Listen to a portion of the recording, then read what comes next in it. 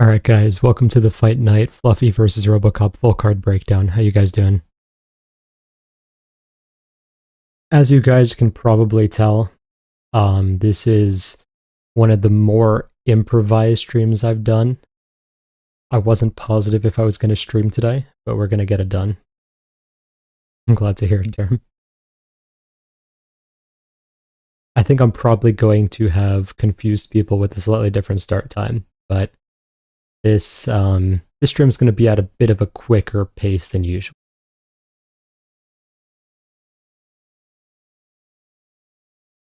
Hey, Ilya.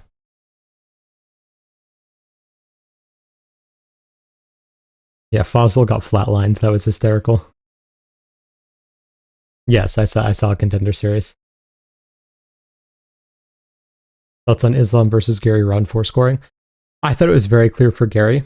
I thought round 5 was the only debatable round in the fight.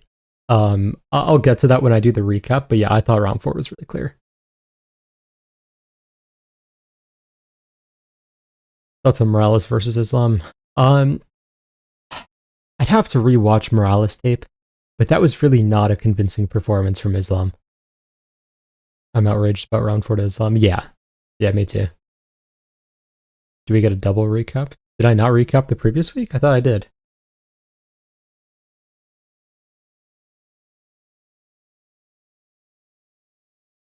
Where do you want to see Namofazo going after today? To the retirement house?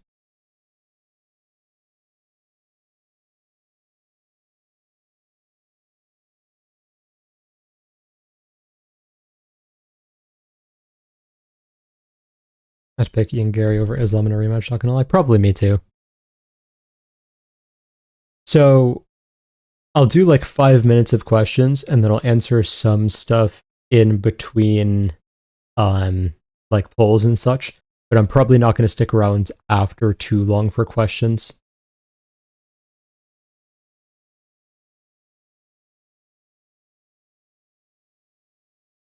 There's a lot going on. There's some stuff I'll show you guys soon because it's almost ready. But content is going to, I don't want to say change because we'll still have the regular content, but there's going to be some stuff added in when I release the new product. I don't think you recapped Sulky. Oh, you're probably right. Yeah, maybe I'll double recap then, sure. Talbot runs through Figgy, right? What's the point in the fight? Yeah, they're just trying to get Talbot another name on his resume. It's kind of stupid.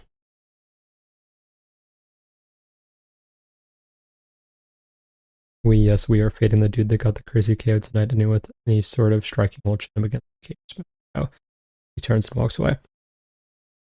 It depends on the matchup he gets. Because if he gets someone who doesn't have a great chin, he will chin them. It's just he fades very heavily. Islam ducking, Morales, Protas' matchup. Yeah, I agree. Does Protas beating Islam seem more possible, especially with how Islam struggled against Gary? I think people are going to assume that, but it's not a good assumption because Gary has great anti-grappling. Protas doesn't. It's just one of those things where it's not like, oh, any rangy striker is just going to do well against well against Islam now. I need RDR to cop it up here. The Namo getting slept was hilarious. Yeah, I agree. Ellis versus Gary and Protas. I think Gary's a very tough matchup for a lot of those guys, especially anyone who has finishing potential.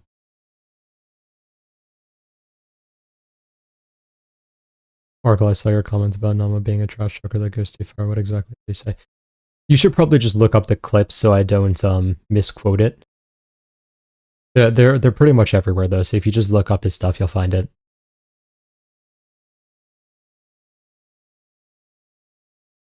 But people like he's valid.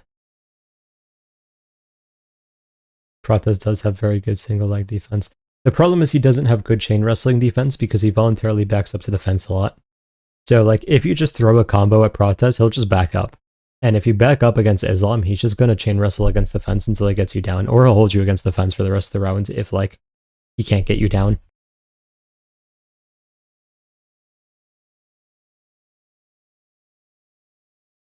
Nender series easy to win cash. All strike lines are so flow when most fights will be a back and forth war. Yeah, unfortunately, I don't get the regular line props. For whatever reason, Contender Series isn't on regular books for New York. I don't know why.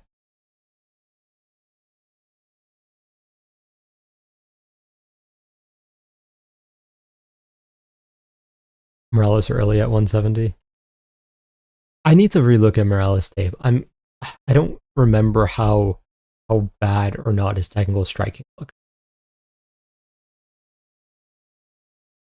Donnie's not valid. Shout out to Axcon Oracle. Thank you.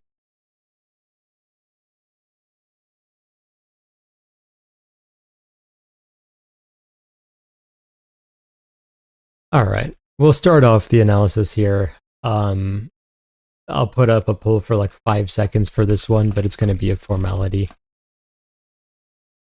Poll is live as much as we needed it.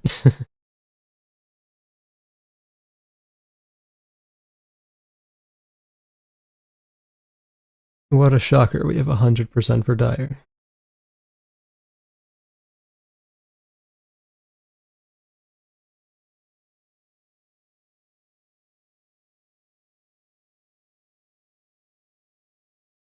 All right. I will end the poll here at 100% for Dyer because who cares? So starting with Reed. Reed is a Taekwondo stylist, technically speaking. She like keeps her lead hand low and tries to jump in and out of range. Just kind of similar to karate stylists, but just much worse in every single way.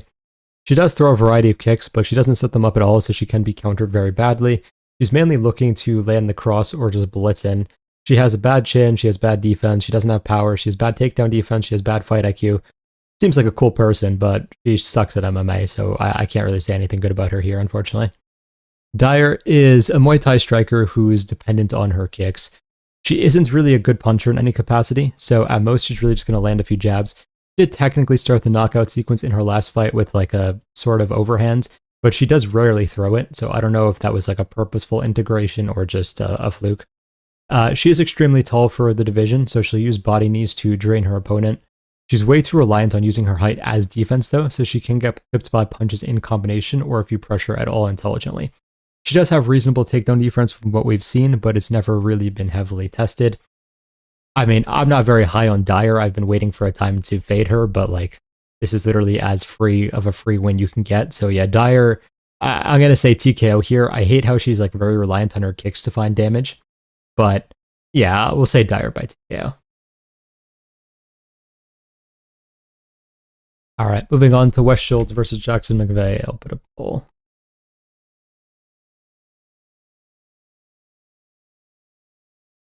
Poll is live. Who did Dyer lose to? I'm blanking on. Oh, Montenegro. No, Montenegro was the other one. It was 4-0. It was 4-0. Yeah.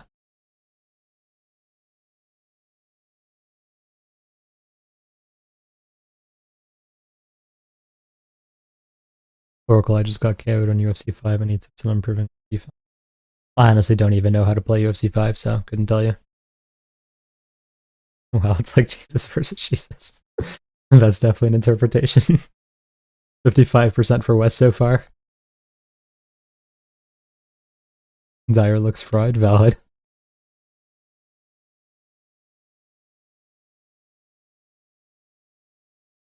Oh, shot up to 59% for McVey.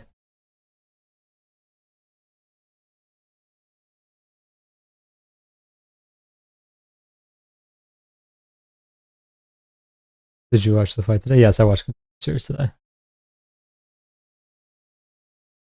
Ben versus West was so low level. It was hysterical in a terrible way.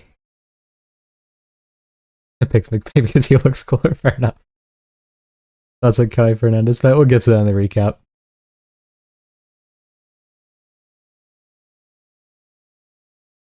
It's technically a rematch. Oh my god. Did you like the most? I think, I don't know. There was no one on this episode that I really thought had much potential, not gonna lie. Oh, I think wins if he doesn't do that stupid spinning stuff. Yeah, I agree. But we'll get to that. Alright, ending the poll here at 60% for McVey. So, Starting with Wes is a very chaotic pace-related style of fighter. He throws a lot of unorthodox strikes from weird angles. He'll pair a lot of spinning stuff together as well. He does have a lot of power in his hands, but he loves to not set it up at all, so he kind of wastes it a lot of the time. His defense is utter garbage. It's movement-based, but it's not very disciplined, so he gets caught a lot. He kind of like flows into takedowns and hunts subs on the ground, and he does have a variety of takedowns, but again, he doesn't set them up well. The weird thing is that credential-wise, he's a great wrestler, and then he decides to like try to like Wing Chun his way into takedowns, and you have to get proper drive on your takedowns, otherwise you're not going to get them.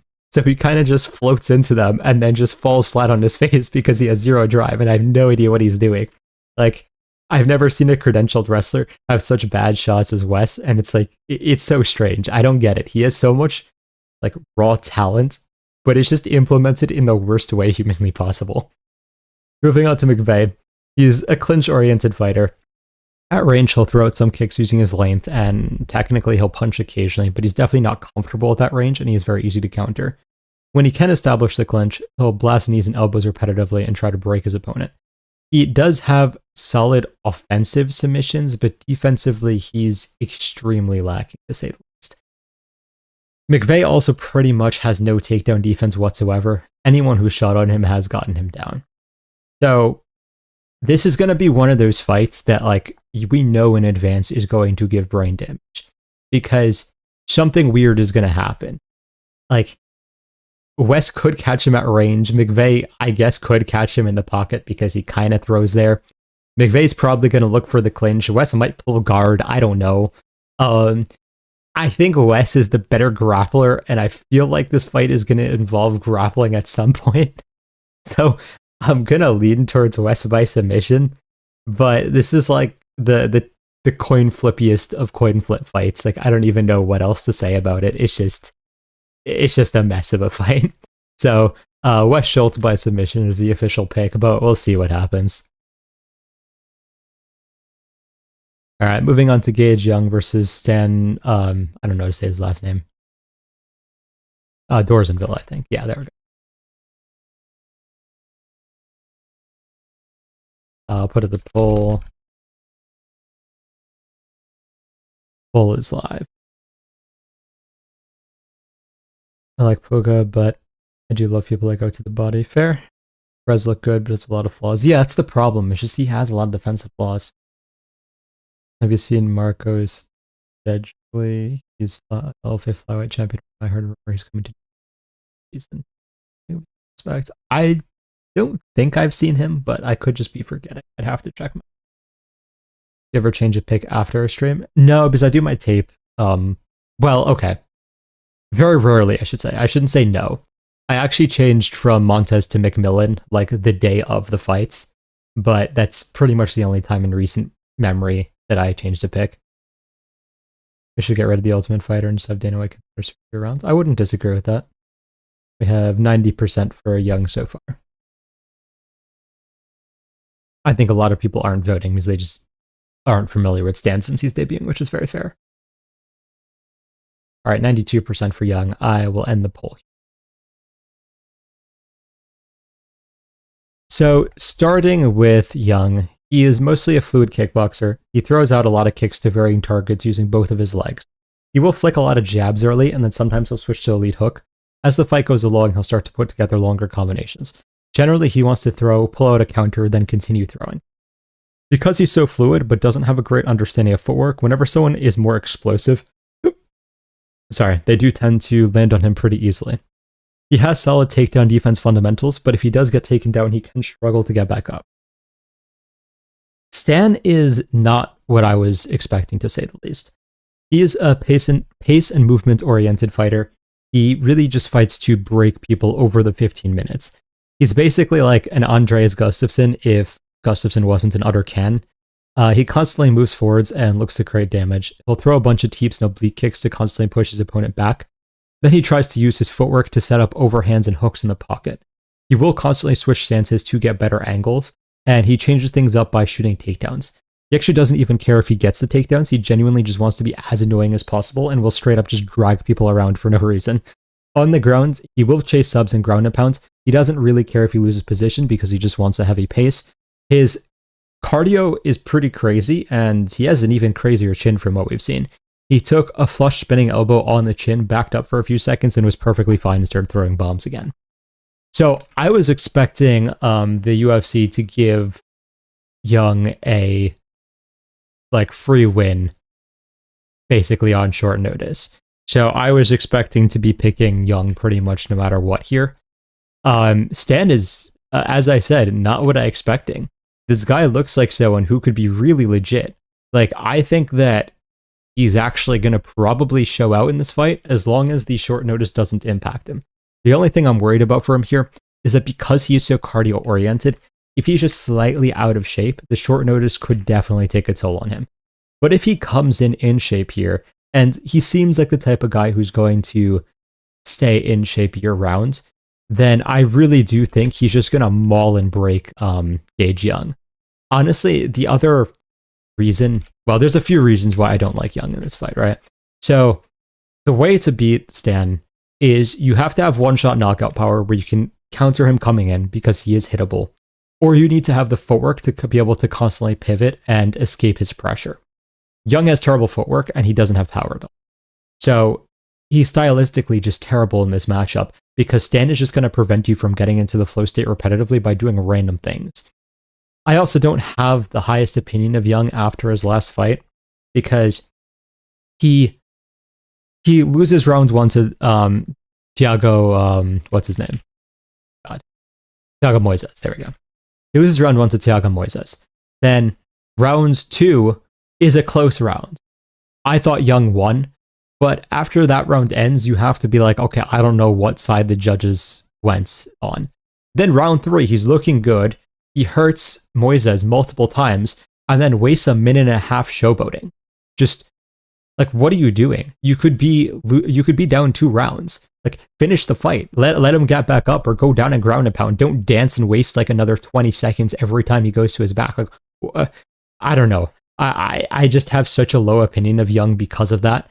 And Stan is not the type of guy who's going to waste a second when it comes to finishing someone or trying to break them. So yeah, I'm gonna pick Stan by TKO here. I think it's gonna be a late TKO. I think he's just gonna break Young and make him quit.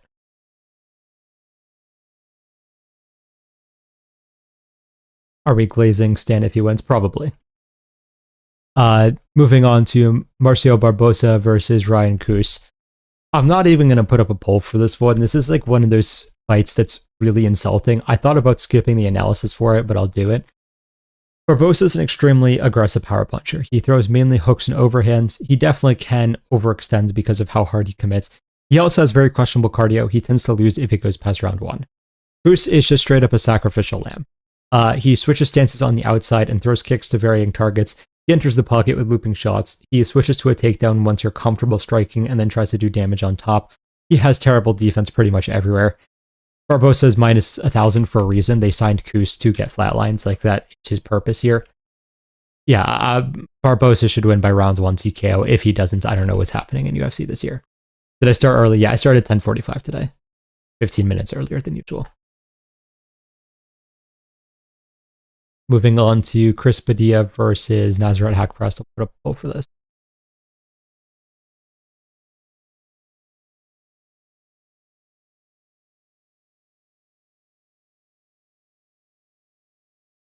Poll is live. Brito will be a fun prelim fighter, just throws everything with a lot of power. True. Brito's the next Thiago Santos. Honestly, I feel like Thiago Santos in his prime was somewhat technical, but I get what you mean. Who is Young supposed to fight? Yeah, Cody Steele. Yeah. Dan also looked amazing against Holt on LFA if you watched that too. Yeah, I did. Jordanville was one of the first prospects I liked back in 2024 when I started watching Brazilian MMA. Valid. They own a bakery with Carlos Condit isn't here. Or maybe he is, I don't know. Padilla is being overrated heavily in my opinion, but I think it's fair. Padilla's family did not own a place of quit until you will lose. Do you post your full part pics on your Instagram? I do it on the betting Instagram. There's a separate Instagram for the analysis and the betting. If you just add bets to the end of my name, it's the betting profile. Would you have picked Steele? Yes, I probably would have. All right, I'm going to end the poll here at 61% for Padilla.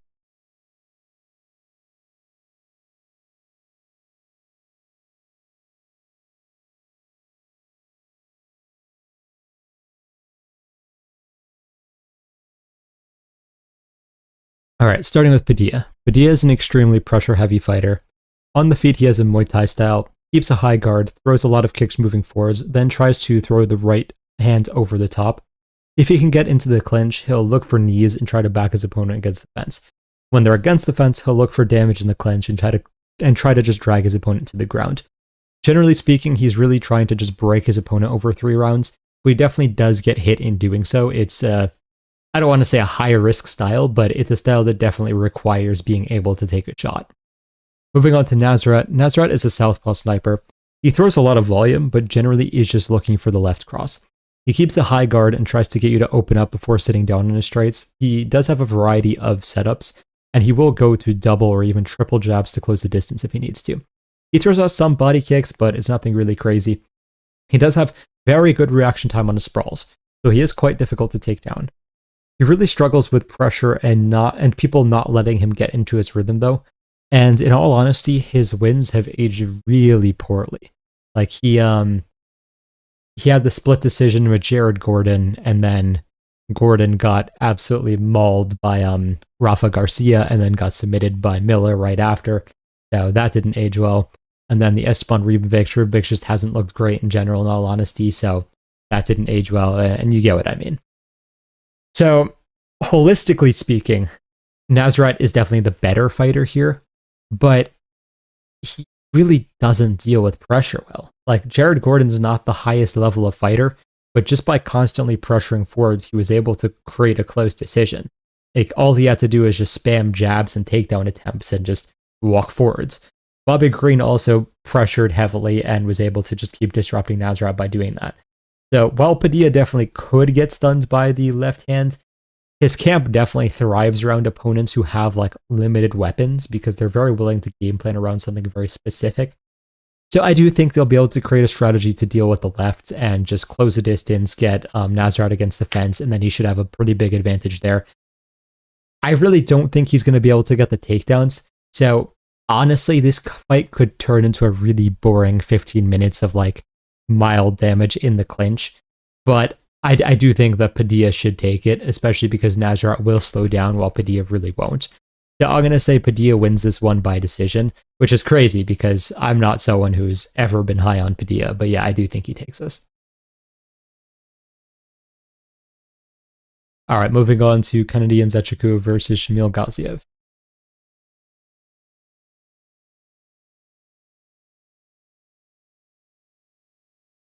All right, poll is live.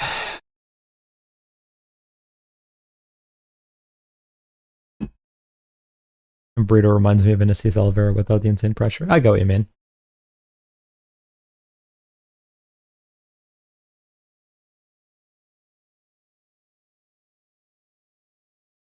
Ezra also just got flatlined badly. Who knows how he's going to recover? True. Very true. 80% for Gaziev so far. Can't take a man who went to a draw with Padilla seriously. Fair enough.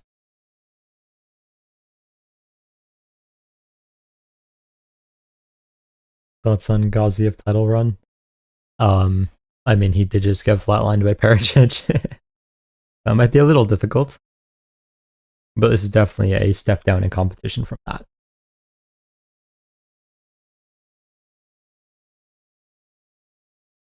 All right, Gaziev is staying around 71%. I'm going to end the poll here.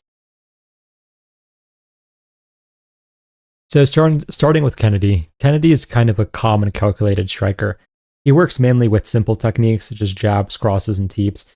He will throw in head kicks occasionally. He's also very good at knowing what weapon to add in when. He does time a lot of knees against grapplers and such, so that might not be as relevant here. He does rely heavily on head movement defensively, so at times he is just fighting with his hands down. Generally speaking, he does get behind in fights, but he will use his cardio to try to break his opponents later. Gaziev is a high-pressure striker. He does have a lot of power in his hands. He tends to keep his hands low also, and tries to get in the pocket with overhands and hooks. He will throw a lot of volume if he gets you hurt, but otherwise he tends to be more like 1 or 2 shots at a time. He does have wrestling in his back pocket. It is mainly double legs. However, he did get taken down fairly easily by Peterson, which was weird to see given like Gaziev technically having the wrestling backup, but whatever the case. Well, he does move his head. He is very open when he starts to throw. He just kind of doesn't do anything. He also has some of the most questionable cardio in the UFC, besides maybe McKinney. I am actually a little bit surprised that Gaziev is the favorite here because his win condition is get like a first round knockout or maybe 3 rounds of wrestling. Those are the 2 ways that Gaziev could win here that I could think of at least. Otherwise, he's going to slow down and get mauled later in the fight. Like, I'm not the highest on Kennedy, but the win condition's so narrow for Gaziev that unless he can get that round 1 TKO, I mean, Kennedy should just break him later because Kennedy can keep the same pace for 3 rounds, even if he's a little bit anticlimactic in general. So, I am going to pick Kennedy by TKO. I feel like this is going to be a classic Kennedy fight where maybe he's a little bit behind early, maybe he gets rocked a few times, but as long as he survives, he's probably just going to start piecing up Gaziev as the fight goes along and get a 3rd round finish. Kennedy takedown defense kind of garbage. No, it's actually pretty good. I know Walker was able to get like the heel hook on him, but Kennedy has historically very good takedown defense. Moving on to Emmers versus Leon Douglas. I'll put up the poll here.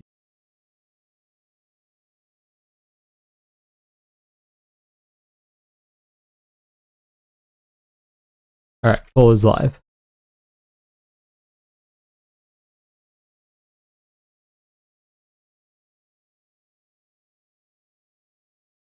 Hey, Gogo. This betrayal hurts me so much. 80% for Douglas so far. Leon looks so stiff to me. I know what you mean. I thought Kennedy was young, but bro's 34. Yeah, he's not young anymore.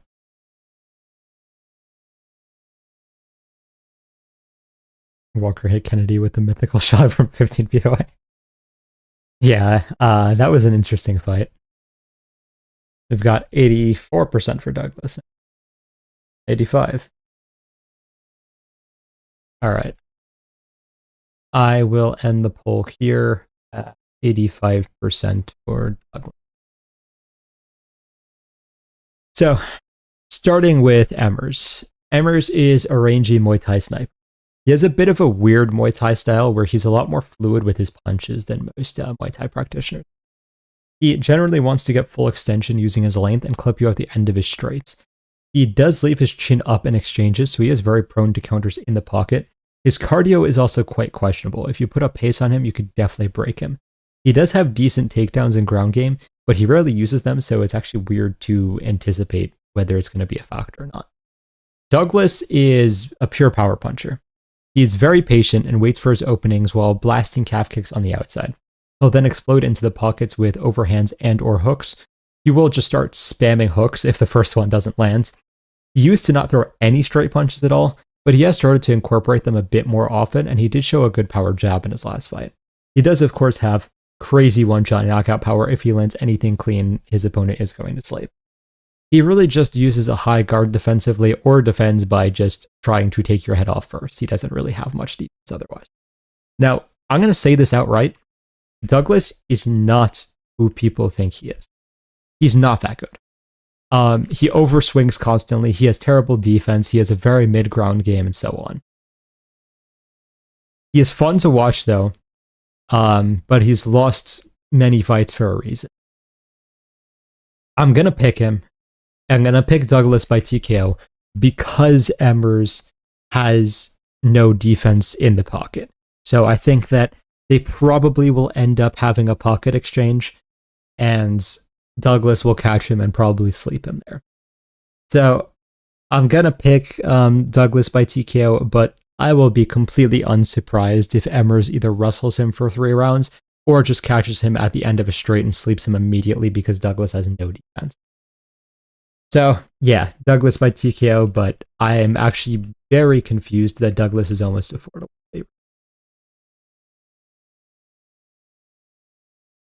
All right, promo time. If you guys are watching this stream, you are probably an educated bettor. That means that you are going to be able to take massive advantage of the tools and algorithms we have in the server. On the screen are just a few of the long shots that users have hit in the last month or two, and the new algorithms have been performing ridiculously well so far. I also made an update to our Fight Paths algorithm, which basically will tell you the exact distribution of everything that can happen in the fight. Like how many strikes are expected to land per fighter, how many takedowns are expected to land per fighter, when the fight is expected to end, method of victory, and so on. So if you guys are interested, the link is in the description here, or feel free to DM me on Instagram. All right, moving on. All right. Moving on to Anthony Wint versus Terrence Chapman. I will put up a poll here.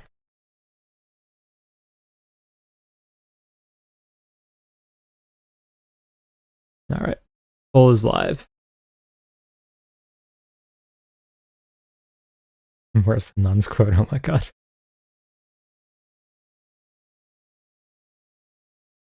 One day I'll make a parlay worthy of being on this page. I'm sure you will soon enough.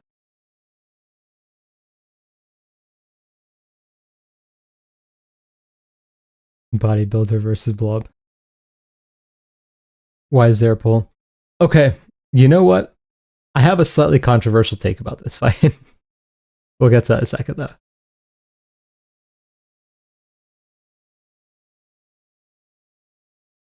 All right, I'm going to end the poll here at 95% for Wint. So, Wint is basically a pure wrestler with heavy hands. He's just going to throw a few calf kicks on the outside, then immediately shoot a blast double. On the ground, he just looks to land heavy ground and pounds.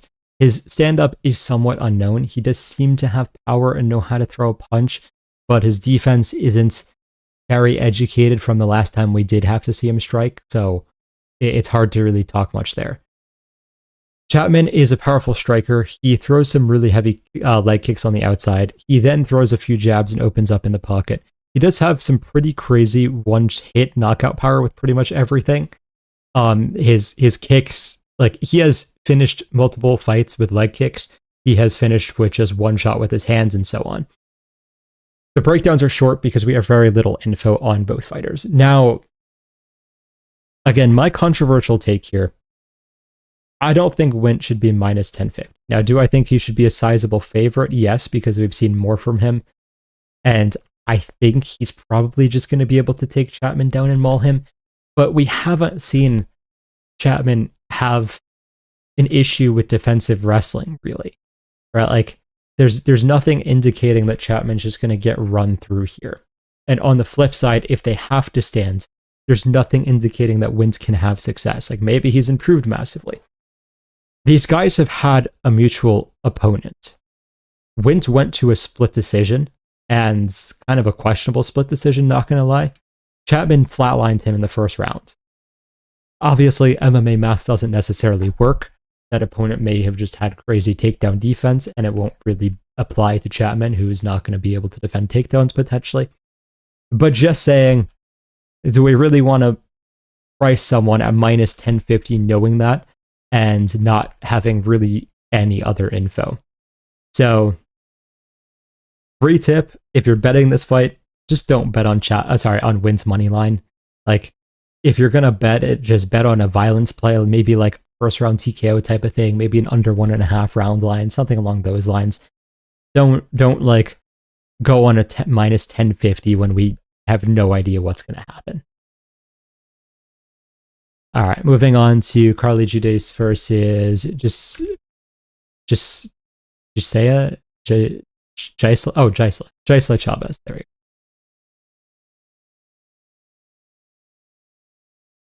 Putting up poll now. Poll is live. Speaking of mutual fighters, thoughts on the Ali and Jimenez thing I sent for mutual fighters isn't a coincidence. Yeah, I agree with you. I don't know what's happening there. I don't know if they're like somewhat rigged fights that haven't gotten caught or what the deal is, but that is definitely strange. That odds have been crazy all year, so it is what it is. Valid.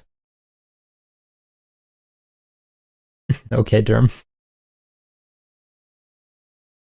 I made the mistake adding oral buy as a free leg for my plus 500 parlay because I had a profit boost on FanDuel, but it had the minimum. Like, that sucks, yeah. All right, 94% for Judice. I'm just going to end the poll here. That's not going to change.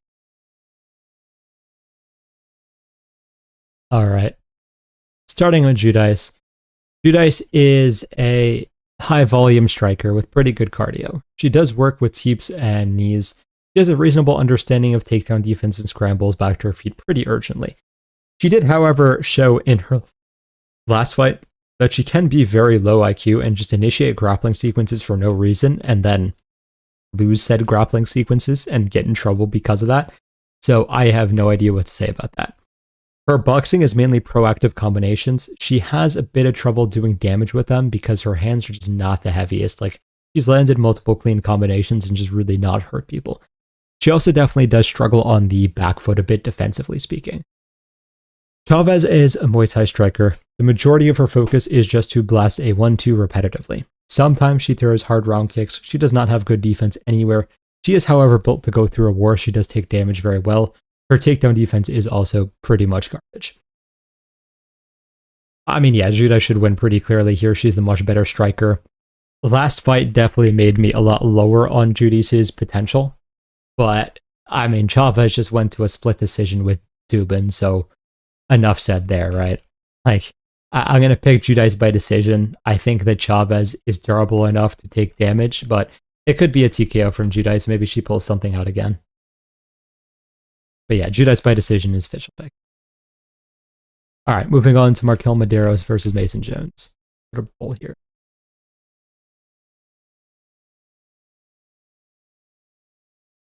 Poll is live.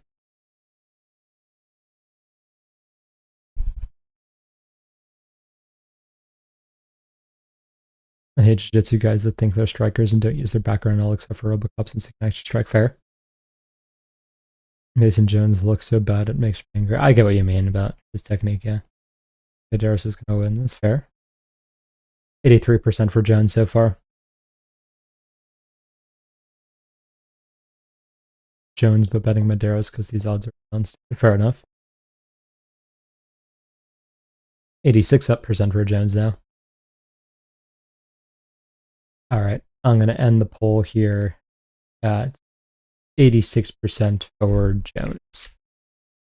So, starting with Mederos. Mederos is a very elusive and movement-oriented striker. He'll float on the outside and throw a lot of calf kicks. He's not very high volume initially, but if he gets into his flow state, he'll start to throw combinations, usually starting with a 1-2 and then varying from there. He does throw a fair number of knees on the front foot to discourage people from shooting when they are on the back foot. He does have amazing takedown defense, like Jose Aldo type defense, to be honest. But on the ground, he can really struggle to get up. He just doesn't have like the actual jiu-jitsu ability. When he gets smothered on the feet, it does take away a lot of his offensive abilities, though he is starting to adjust and he is using elbows to discourage blind pressure. Jones is a well-rounded fighter who relies on his grappling to be the difference maker. He throws a lot of kicks on the outside to varying targets and pumps the jab. He enters with long combinations and keeps constant forward pressure while mixing in techniques constantly. He does shoot on double legs, but tends to have the best success switching to the body lock and finishing the takedown from there. He has a very slow twitch, so when he throws combinations, he leaves significant openings between strikes. When he's on the back foot, he does really struggle.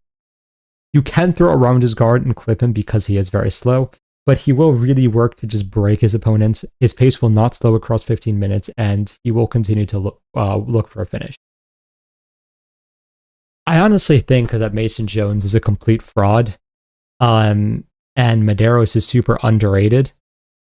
However, the issue is that this is a really good matchup for Jones. Mederos can't really have success with pressure. I think that, what's his name? Padilla has a lot less nuanced pressure than Jones has because Padilla just wants to run into the clinch constantly. while Jones can like trade in the pocket, trade at distance while pressuring forward, so on. And Mederos definitely struggled with the pressure. He was able to catch the elbows because, what's his name? Padilla, again, is just wading forwards into the clinch, so he's very hittable there. But Jones isn't necessarily going to do that. He's going to work more so with the pocket boxing and such. So I do think Jones is going to be able to smother him relatively easily. And yeah, Jones will get another win despite not being a very high-level fighter, in my opinion.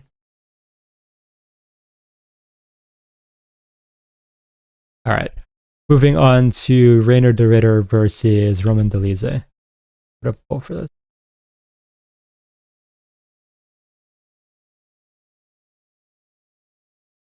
Poll is live.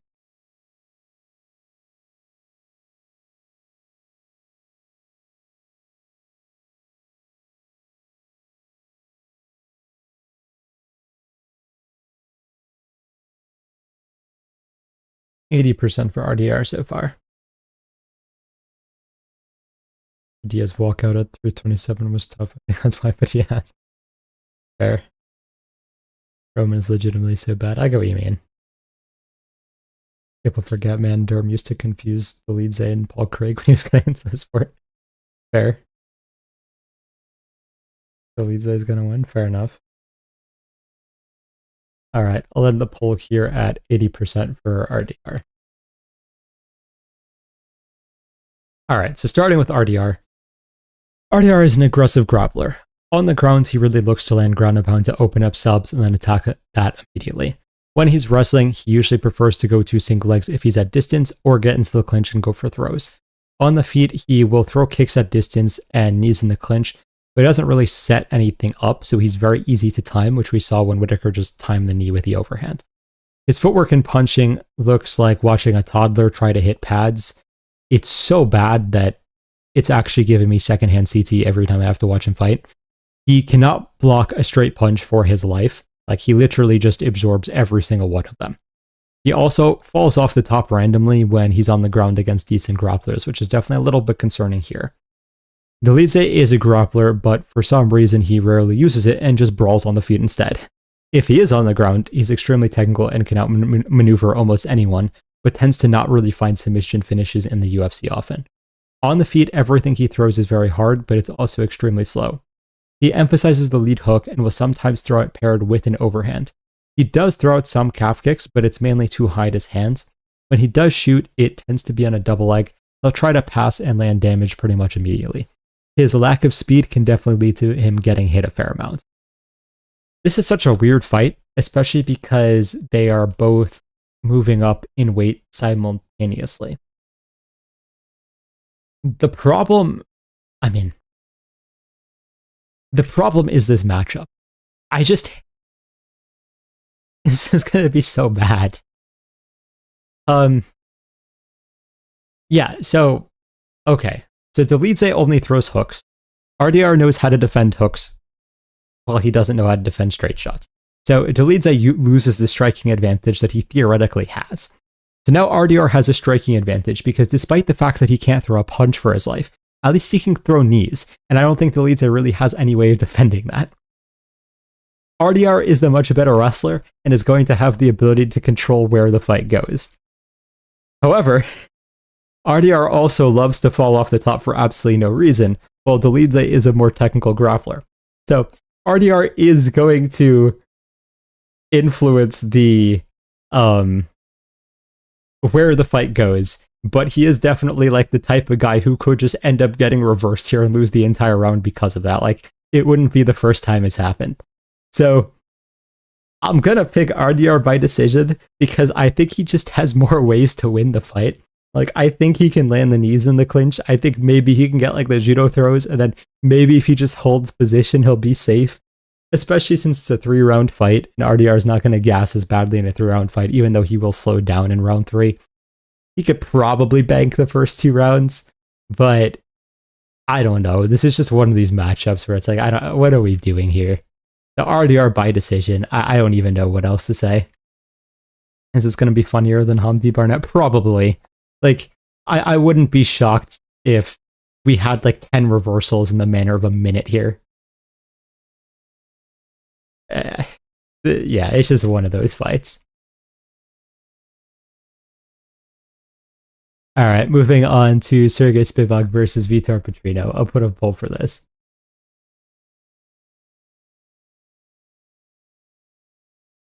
All right, poll is live.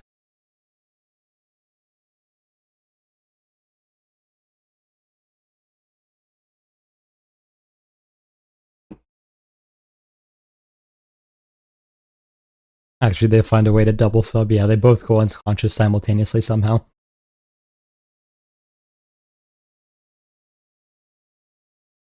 All right, 63% for Spivak right now.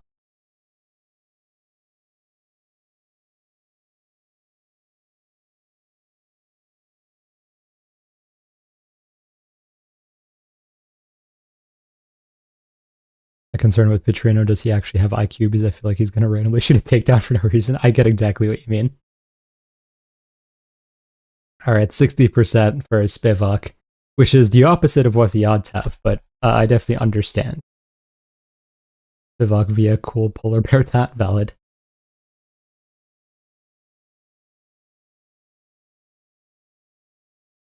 All right, ended the poll at 60% for Spivak. So, starting with Spivac, Spivac is a grappler and he's more specifically a judoka. He wants to get into the clinch and find a trip or throw from there. On the mat, he'll land a lot of ground and pound to advance position, constantly create mat returns, and exhaust his opponents until they give up an easy submission or just quit from the punches. He used to have no stand up, but he is dramatically evolving there. He will mainly throw the jab out, but he will enter with the 1-2 and use the cross as a counter if the opportunity presents itself. He does throw out the high kick now as well to create a distraction. He did also hurt Walter with the high kick, which was definitely interesting. His defense still isn't amazing, but it is much improved. Petrino is an explosive fighter who varies his game plan considerably. On the feet, despite being fairly long, he's actually relatively reliant on his hooks. He'll throw them out in combination or as counters. When he's wrestling, he uses his power to either exploit a mistake and get an easy takedown, or just pick someone up with a double leg and put them down from there. On the ground, he will hunt for submissions, but if he can't find it easily, he'll open up with a ground and pound afterwards. His defense in general is a little bit lacking because he doesn't really move his head at all, and really just, yeah, he just doesn't have a defense. His cardio is definitely the biggest concern if his last several fights are any indication, to say the least. Petrino is one of those guys that should be an amazing fighter, but just isn't. I don't know if he just doesn't have like the actual will to fight or what the deal is, but despite the fact that he's extremely athletic naturally and pretty much has all the tools that you would want in a fighter besides maybe good head movements, yeah, I mean, he just finds a way of having close fights or losing when he should win and so on. I could really, as someone said in chat earlier, I could see Petrino shooting a takedown for absolutely no reason here, getting thrown and just mauled on the ground. So this is a very close fight and hard to call because it's heavyweight and yeah, but I think that Petrino is the more, I think that Spivac is the more reliable fighter because we know he's going to stay relatively fundamental on the feet and just look to get to his takedowns and finish the fight from there. So I'm going to lean Spivac by TKO, and I think it's going to be like a ground and pound TKO after he gets a few takedowns and such. Petrino's wins just really have not aged well. Like, Peterson is not a good fighter. What's his name? Asplund is not a good fighter. Taking what's his name? Peterson into round 3 and getting dropped by Asplund. It's just not good. I don't know what else to say about that. Spivac is fighting a much higher level of competition, and he's looking decent. Spivac doesn't have the best chin. He could definitely get knocked out, but I feel like you have to lean towards the more reliable fighter. Spivac cashes out in Houston. He will cash us here, hopefully. Moving on to the main event, Anthony Hernandez versus Gregory Rodrigues. Putting up the poll.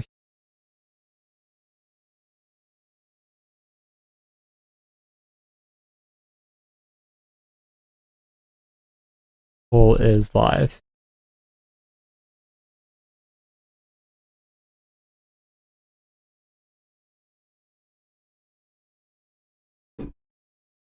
58% for Robocop so far.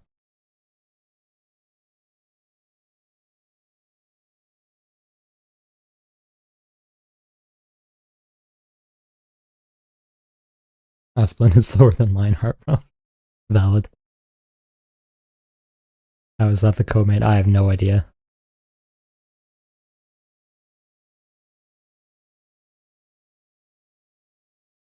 Oh no, Fluffy's up to 64%.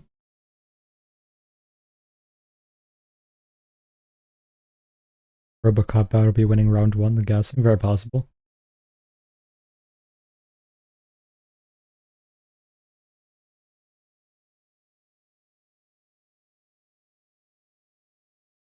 Alright, seems like it's staying around here. Gonna end the poll at 62% for Fluffy. So starting with Fluffy. Fluffy is a pure pace fighter. He wins fights by breaking you, not really by being, like, technically better. On the feet, he has a decent jab and calf kick, but otherwise he really wants to get in the pocket and throw hooks there. His takedowns are more volume, not quality. He'll go to the back, he'll chase guillotines, or just land ground and pounds, but he's really fine giving up position just to continue pushing the pace. He doesn't fight while moving backwards, though, and he does really have an issue with left side weapons. He's also not very durable, as we have seen multiple times now. Rodrigues is very inconsistent in his strategy. Sometimes he'll pressure, sometimes he'll move backwards, sometimes he'll grapple a lot, sometimes he won't even consider shooting a takedown, and so on. When he does shoot takedowns, it is a variety of setups. He does have solid single legs and trips. On the ground, he only really does damage. He doesn't look for subs despite his BJJ pedigree, which is interesting. He is very bad defensively, though. He kind of just relies on his chin a lot of the time, which has cost him in the past. His favorite combo is typically jab overhand, and then sometimes he'll continue with the left hook from there. Recently, he's been trying not to go crazy and burn his cardio, so he'll really just throw like one punch at a time, but he'll vary what type of punch it is that he does throw. His cardio is not great, to say the absolute least, meaning that he has that like Michel Pereira, Avis Magomedov type cardio where he could do pretty much nothing for 2 rounds and then still be heaving in round 3. His power is very real, to say the least, but he doesn't really have any advanced setups. So the real question in this fight is if Fluffy survives until round 3. If he survives round 1, most of the danger is probably passed. If he survives round 2, pretty much all of the danger is passed, and the fight is pretty much over because he's probably just going to maul Rodrigues for the rest of the fight.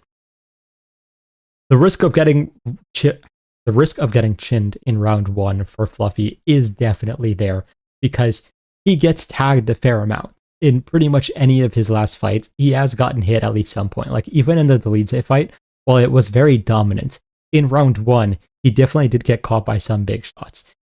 So you can't be wildly confident because of that. But that being said, I think these guys are fighting a very different level of competition. Like Fluffy's getting tagged up by Sean Strickland. Like, okay, who isn't?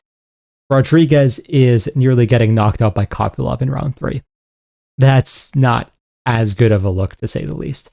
So, if you can't finish someone like Kopylov, I know he finished like Bruno, but Bruno is definitely very chinnable. So, I don't know. I'm just having a hard time seeing Robocop actually get the finish in round 1. So, I think Fluffy's going to be able to put the pace on him, survive round 1, start to take over round 3, ball through rounds 3 and 4, and get a round 4 TKO.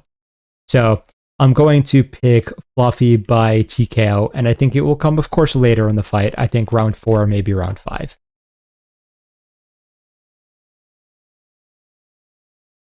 Friends and all in Allen is better than anyone Robocop has fought. Yeah, 100% agree there. Alright, last promo. You guys heard it earlier, but if you guys are an educated bettor, which most of you probably are if you're willing to watch a stream like this, you're going to do very well with the tools and community we do have. The slips on your screen are long shots hit by users in the community fairly recently.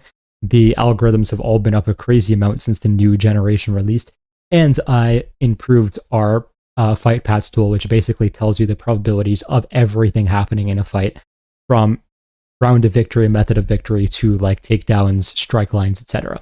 So link is in the description for that. Feel free to DM me with questions as well.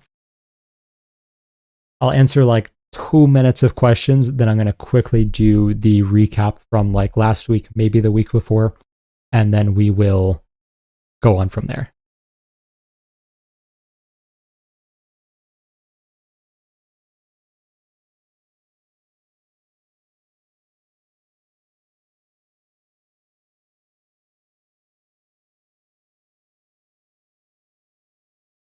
Robocop should just be ripping the body. That would definitely be a good strategy, but I don't think he can. I don't think he's technical enough to pull it off. We'll see if he can.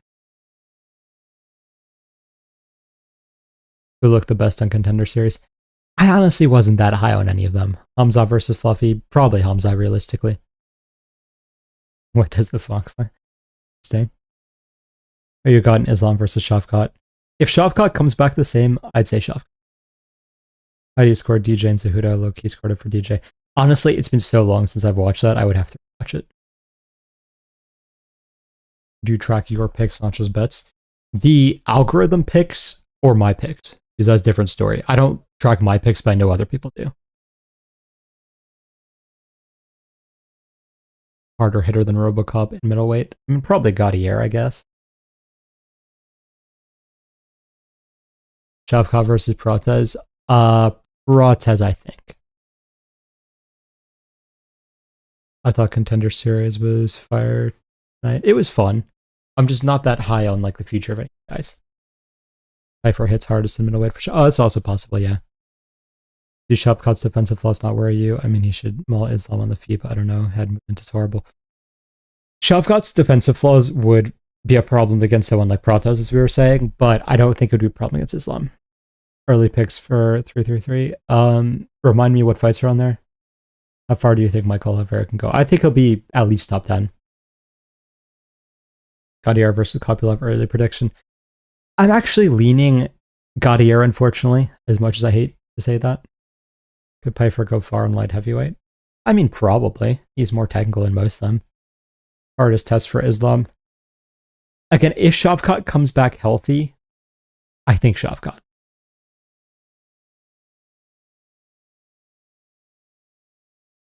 Morales or Islam? Gut feeling Morales, but I'd have to review his tape. You have an algorithm you use? I'm new. Oh yeah, so basically the betting service is oriented around the algorithms we've made for UFC. So while I do my own tape study and pick separately, the algorithms are the main thing that we have to bet.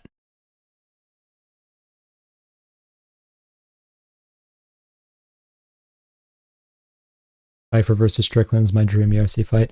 And Pyfer just doesn't have the cardio or setups to fight Strickland, in my opinion. 3 is Jan, Merab, Volk, Mavzar. Volk, and I'm leaning Merab, but not confident. Loner versus Tamirov. Loner. Curious your thoughts on Cav, Loner, and Volkov. Yeah, Loner, and I'm leaning Volkov, but it worries me that he can't stuff a takedown for his life. Marco, do you think Pyfer beats Strickland? I think Pyfer has him. I don't think Pyfer has the setups or the cardio to beat Strickland.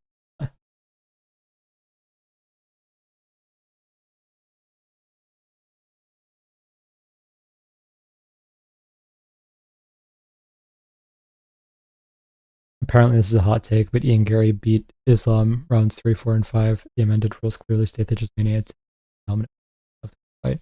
Islam is clearly stalling. I 100% agree with you on round 3 and 4. Round 5, I think, was very close. I don't think you're crazy for saying that by any means. Bonfim melts Islam, maybe. Yeah, I do think Bonfim could win as well. Allen versus Pico, Volkov versus Kuniev, Moni versus Tamirov. Yeah. So yeah, I think that Allen will knock out Pico. Bonfim versus Brady prediction. Bonfim knockout. Did you score the fight for Islam or Gary? Watching live, I leaned 48-47 for Islam. I thought round 5 was a near coin flip, with Islam maybe just edging it in the last 10 seconds. Islam and Ian should be banned from the sport, not even 50 significant strikes fair spin. I somewhat agree, but that's also more on Islam just stalling. Like, as much as Ian is annoying, you can't really do much if someone's just holding you against the fence, not trying to do anything. Volk versus Evloev, early prediction. I think a Volk's decision, yeah. Do you think Ian's hesitation to strike cost in the fight? I mean, okay, so sort of and sort of not. You can't just blindly start striking because that's going to open up the takedown. Do I think he should have pushed the pace more, though? Yes, I do. Bonfim versus Brady. Yeah, Bonfim knockout.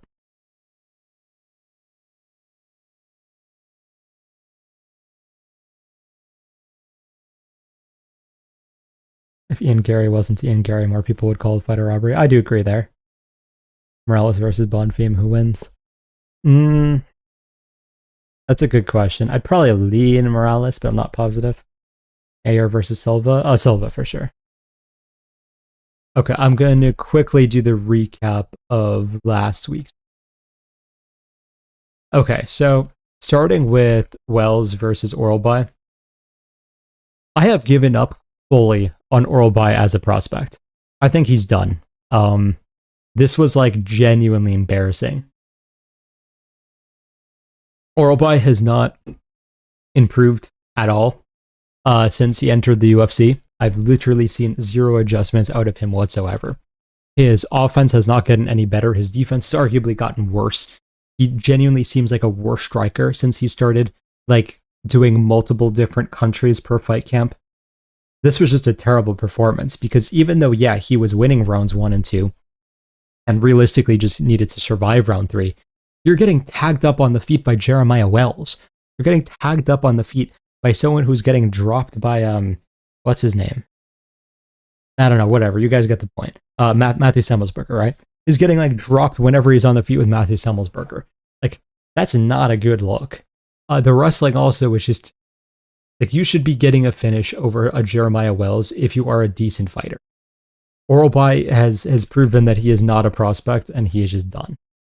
So, yeah, I'm in zero faith in Oralby going forwards. I think whenever he's out against a half decent fighter, he just has to be a fade betting wise. That was just embarrassing.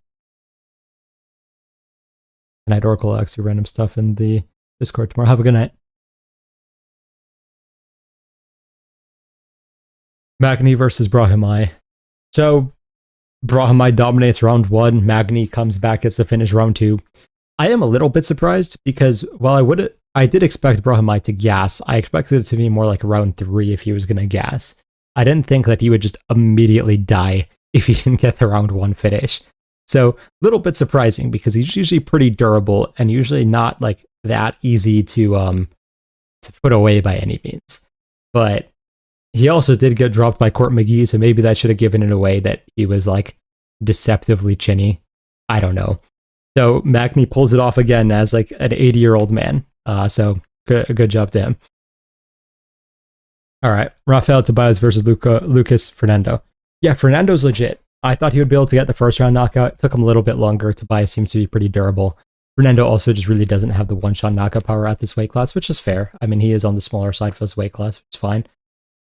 But yeah, I mean, Fernando's solid. His kickboxing is very clean. The only problem is that he has no takedown defense and he can't fight moving backwards. But as long as he's able to stay on the front foot, he looks incredible. He's going to be a fun addition to this division. All right. Vicente Luque versus Trey Changor. Maybe a controversial take. I actually thought Luque won this. I thought that he did statistically have the higher volume in round 1. And while he got rocked earlier in the round, he also rocked Gore pretty badly in the last 10 seconds as well. So I thought that evened out and that Luque had the higher volume. And then round 3, he knocked all of Gore's teeth out, right? So I do think that wins you the round damage-wise and such, and they had pretty comparable volume there as well. So I thought Luque should have taken this 29-28, but round 1 was very close, so fair enough. I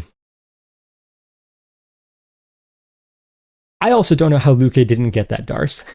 I feel like he relied a little bit too much on his strength and just didn't set up the technique fully properly. But when someone is rocked and you have them in that position, you should be able to finish that choke.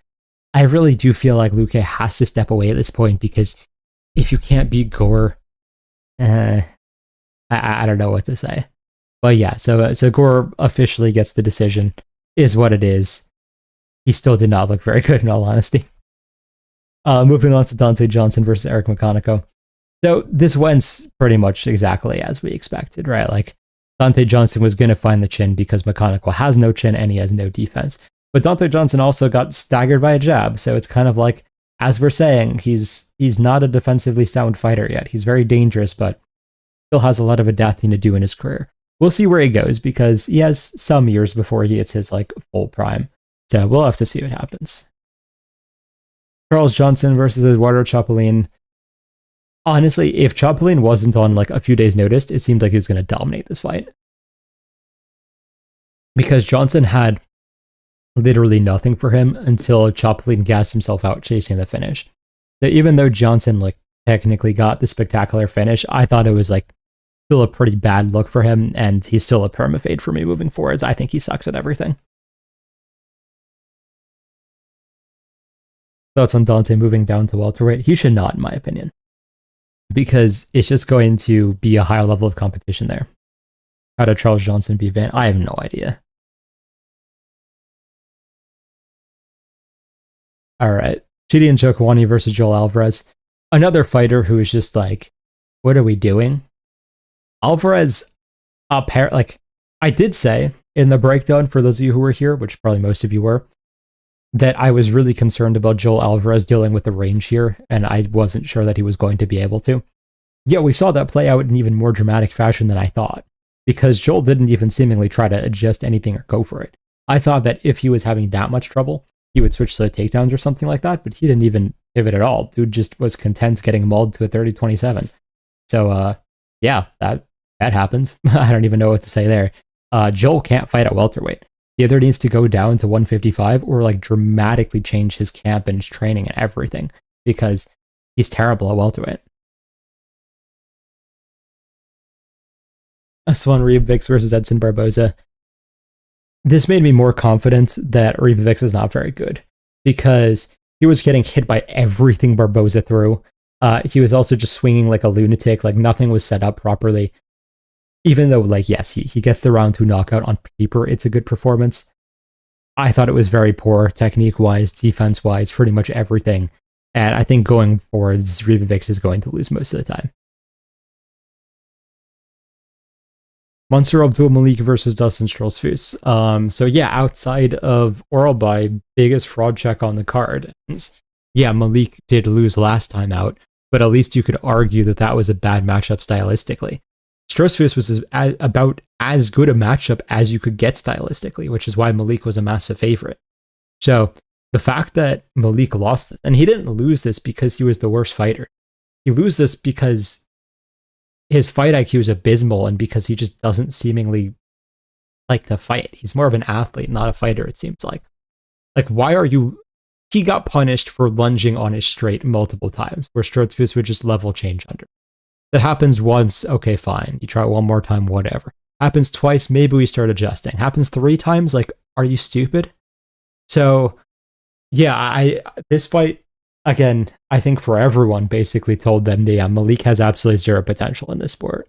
He has the reach, he has the power, he has the athletic ability, but you're getting taken down by someone who should be a significantly worse wrestler than you.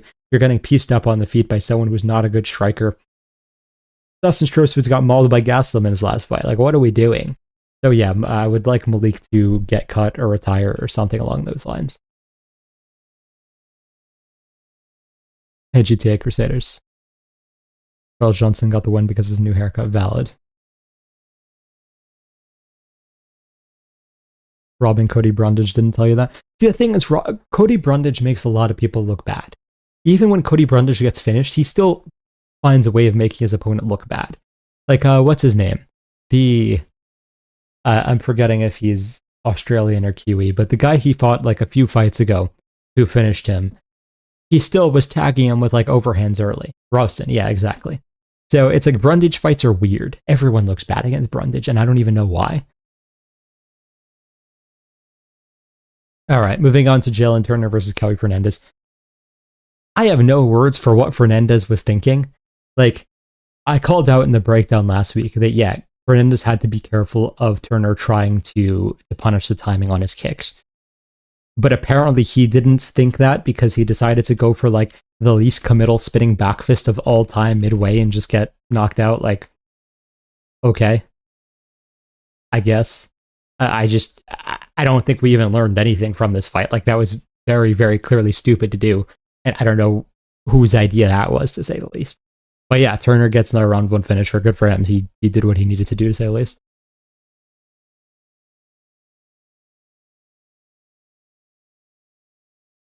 Thoughts on Abus versus Ralston? Probably leaning Ralston at first thought, but I'll have to look more. Ochoa would have left Johnson unconscious on the canvas, 100%. All right, Mackenzie Dern versus Jillian Robertson. So those of you who follow my Instagram stuff heard me get annoyed about the aftermath of this fight. But first of all, like, I know a lot of people are complaining about this fight. I didn't really think it was a bad fight.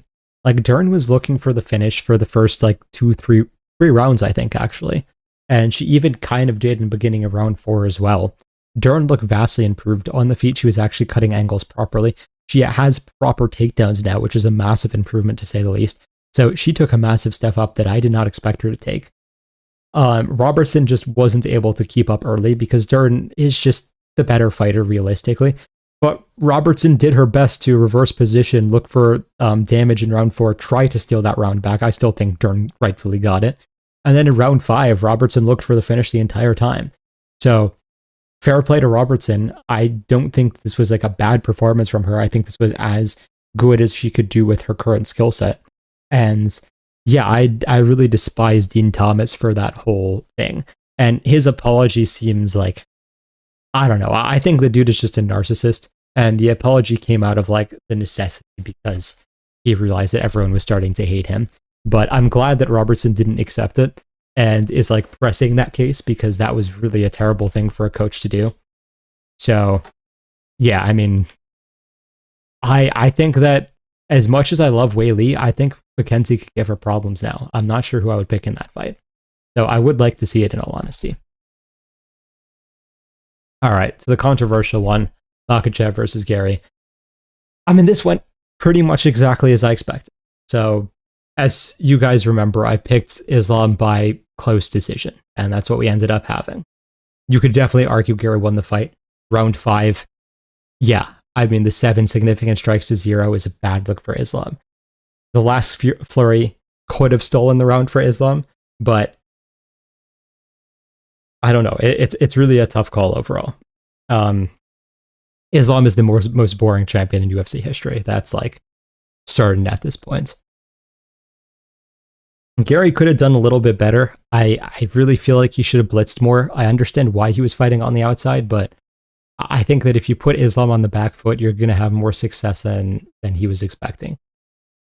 Whatever the case, it's like Islam had one moment in the fight, and for like the rest of his moments of success was literally just holding Gary against the fence. Like, why is this allowed? In Ryzen, he would have been DQ'd, and one he probably would have been DQ'd also.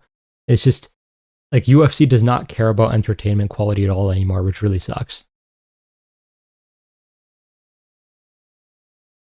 Gary fumbled round 5. Yeah, I agree. The fact that Gary could have dominated the 5th and still lost the decision genuinely makes me sick. Also, I'm confident that Taporia would have flattened him. Yes, I agree with you. Ian only landed 7 less total strikes on the floor in round 5. Yeah, I mean, it was a close round. No, it's definitely GSP. Dude was going to decision on Josh Koscheck out of it. But just going to a decision doesn't make you a boring fighter. He landed like 200 jabs against Koscheck. It's not like he didn't like damage Koscheck a lot. He literally left Koscheck's face unrecognizable in that fight.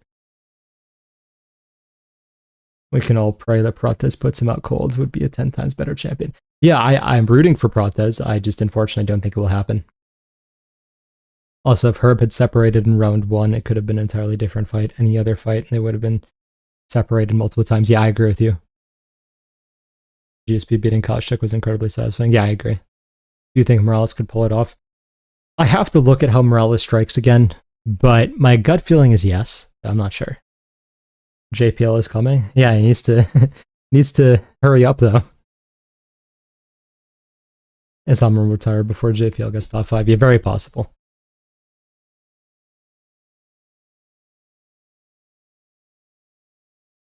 Alright guys, I do have to end stream a little bit early today, but thank you all for coming. Do consider joining the betting service if you are betting on this event.